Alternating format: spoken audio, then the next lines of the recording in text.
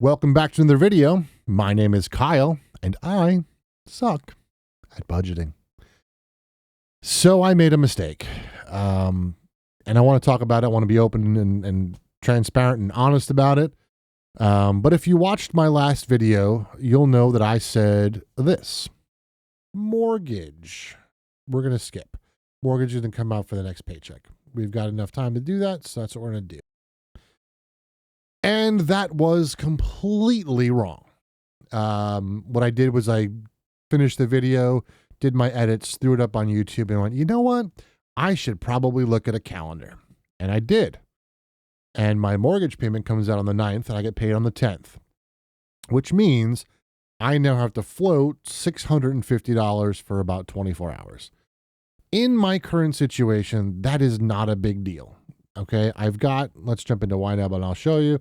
I've got down here in the keyboard fund area, this $1,100 is enough to cover that $650, and it's going to be fine. But I know that there are people who are not in this situation. And quite frankly, if this were a year and a half ago, 2 years ago, I would be in a world of hurt. We would not be having this sort of discussion right now. It would be very much, where am I pulling money from? I got to figure this out. But because I have this, little bit of a buffer, it's going to be fine. And what should happen and what is technically going to happen is $650 is going to come out of here, move into the mortgage line item or category rather, and then when the paycheck comes in, I could then refund the amount here. Honestly, like it doesn't, for 24 hours, it doesn't make a big deal to me to have that all happen. I'm gonna have an overspend category for a day, and it's gonna be fine. But I just want to say, like this is the sort of stuff that happens all the time, and it happens on a much smaller scale typically.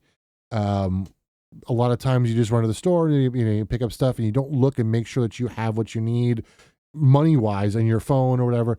I think it's really important that as someone who does what I do on YouTube for YNAB, that it's important for me to stress that, like, you need to be careful about this sort of stuff because things can go wrong real fast. In my situation, it's not going to be a big deal and it's going to be fine. But I thought it was important to come on here and say, I screwed up. I've been doing really well with budgeting lately, and I think I needed to prove why I named the channel what I did. So that's what I'm doing. So that's the first thing that I wanted to talk about. The second thing is I have an update to my energy thing.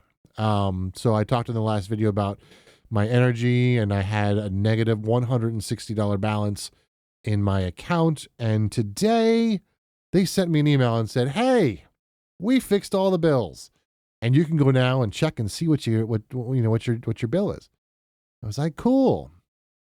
So I went in and I logged in, and I thought back to the email that they sent me. And I didn't read you the whole email, but towards the bottom of the email, it basically says, hey, you can expect to see your bill go up a little bit. I would like to meet the person who said that, because their definition of a little bit is completely wrong.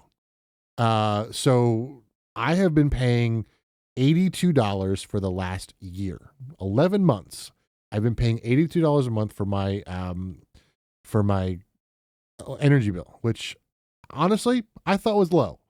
I was, paying $170, $180. We had our city that we live in, said, hey, we worked out this deal with this energy company to lower your price per kilowatt hour from 9 cents to 6 cents if you switch over to them, and it's fine. Well, what happened was the energy company that services our area just didn't charge us for the energy that we were using. They were basically just charging us fees. So we were actually not, a majority of us, I think, were not being actually paid for the energy that we were using. for the last 11 months. And they caught it, and now they're trying to get their money back. Which is my first problem is I've worked in retail before, and like if you charge someone the wrong amount, and it's your fault, like guess what? Sucks for you. You've lost some money, and you better learn not to do it again. Um, and and yes, I'm being bitter that I have to pay a lot of extra money at this point. Um, but at the same time, this is not my problem. This is your problem. But at the same time, if I don't pay, it will be my problem. So, I have to do it. But so from $82, my new bill is $346. How that is a little bit, I don't know, but that's what they've determined is a little bit. Now, I get this is kind of the makeup for the whole year that I have not been, paying for my electric or whatever.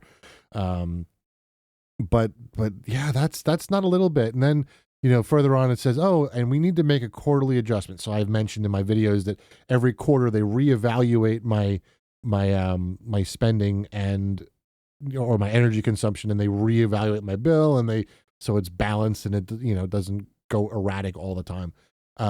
So from $82, my new quarterly bill is $214. So how, 3 times what I was paying before is a little bit of an increase. I don't understand. But it is what it is. And I'm going to call about it because, I'm looking at the bill and what it says I owe, and the numbers aren't matching. The website says one number, it says $346. The bill actually says $371. At this point, they could be making up numbers. I have no idea what they're doing. So I'm going to have to go through and figure all of this out and yell at people. And it's just, yeah.